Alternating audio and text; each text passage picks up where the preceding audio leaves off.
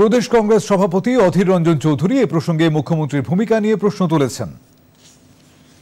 সন্দেশখালী সেখানেও যাদেরকে ধরতে গেছে তারাও তৃণমূলের নেতা, আর যারা হামলা করছে তারাও তৃণমূলের নেতা।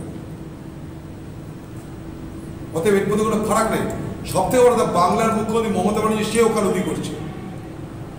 বাংলার মুখ্যমন্ত্রী মমতা ব্যানার্জি সে এই ধরনের হামলার ওকালতি করছে।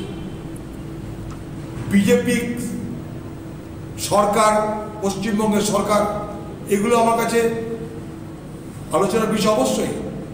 ইডিকে, সিবিআইকে, ইনকাম ট্যাক্সকে ব্যবহার তো করছেই, কিন্তু আপনি বলুন বাংলার মুখ্যমন্ত্রী মমতা ব্যানার্জি যদি এখানে এনআইএ অন্যায় করে থাকে, ইডি অন্যায় করে থাকে, সিবিআই অন্যায় করে থাকে, আপনি তাদেরকে গ্রেপ্তার করছেন না কেন? আপনার হিম্মত হচ্ছে না কেন তাদেরকে গ্রেপ্তার করা?